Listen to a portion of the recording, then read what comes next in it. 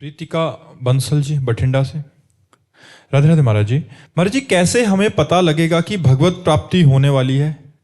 जब कोई कामना न रह जाए, हृदय प्रसन्नता से भरा हुआ है और प्रतिपल ऐसा लग रहा है मन अति हरस जनाव न तेहि आज देखी हो परम स्नेही। जब प्रतिपल ऐसा लगे कि भगवान अभी दर्शन देंगे, आज देंगे, आज की रात निकल गई, दिन निकल गया, रात में प्रतिपल बाट जो है दरस बिन दुखन लागे नैन। जब से तुम बिछड़े पिए प्यारे कबहु न पायो चैन, दरस बिन दुख नहीं खान पान ते भावे है, नहीं कोमल वसन सुहावे है, सब विषय लगे ते खारा है, हरि आशिक का मगन्यारा है। जब कुछ अच्छा ना लगे, ब्रह्मादिक के भोग सब विष सम लागत ताहि, नारायण ब्रज चंद की लगन लगी है जाए। प्रभु के दर्शन की लालसा जगते ही ब्रह्मादिक ब्रह्मलोक तक के भोगों से वैराग्य हो जाता है। आस्तंभ पर्यंतम सर्वम मायामयम जगत, सत्यम सत्यम पुनः सत्यम हरेर नामैव केवलम। वो भगवान का नाम ले लेकर पुकारता है, रुदु सुश्रम राजन कृष्ण दर्शन लालसा।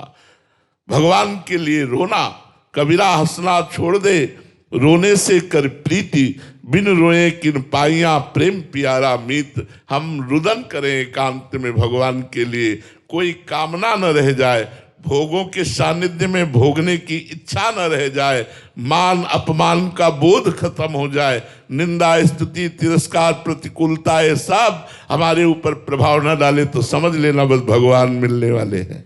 अब भगवान का आगमन, हृदय परिष्कृत हो चुका है, हृदय में भगवान प्रकाशित होने वाले हैं। उज्जवल जी इटावा से। राधे राधे महाराज जी। महाराज जी, योग में एक सूत्र आता है कि जो योग होने से वृत्तियों का निरोध हो जाता है, तो क्या ऐसे ही नाम वाणी में चित्त लग? योग होने से वृत्तियों का निरोध नहीं होता, वृत्तियों का निरोध करने से योग होता है। एक एक वृत्ति को भगवदाकार करना ही योग है। सच्चा योग भगवान कराते हैं, अपनी तरफ से प्रयास होता है। तेसाम सतत युक्ता नाम भजताम प्रीतिपूर्वकम ददामि बुद्धि योगम तम एन मामुपयांति थे। ये भगवान के वचन है गीता जी में। तेसाम सतत युक्ता नाम, जो मेरे से युक्त होकर सतत प्रेम पूर्वक मेरा भजन करता है, मैं उसकी बुद्धि को योग प्रदान कर देता हूं। योग का तात्पर्य है चित्त की एक एक वृत्ति परमात्मा में स्थित हो जाना। एक वृत्ति भी संसार में ना जाए, वही सच्चा योगी है जो एक एक वृत्ति साम सतत युक्ता नाम भजताम प्रीति पूर्वकम।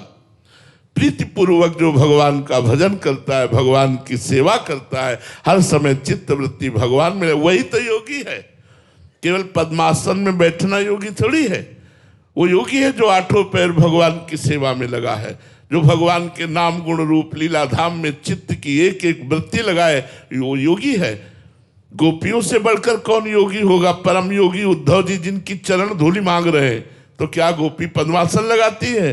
नहीं, मुरारी पादार्पित चित्त वृत्ति, एक एक वृत्ति कृष्ण को अर्पित कर चुकी है। इसलिए बड़े बड़े योगी उद्धव सनकादि आदि नारदादि सब गोपी चरण वंदना करते हैं। और गोपी एक गृहस्थ में रहते हुए, गृह कार्य करते हुए, पति पुत्रादि के बीच में भी योगी जनों द्वारा वंदित महापुरुष है। क्यों? क्योंकि एक एक वृत्ति श्री कृष्ण को अर्पित है। एक एक वृत्ति कृष्णाकार है, भगवदाकार है।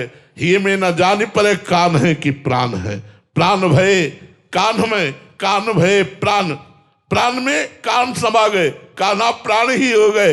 ही में न जानी परे कान है कि प्राण है, प्राण भय कान में, कान भय प्राण में, ही में न जानी परे कान है कि प्राण।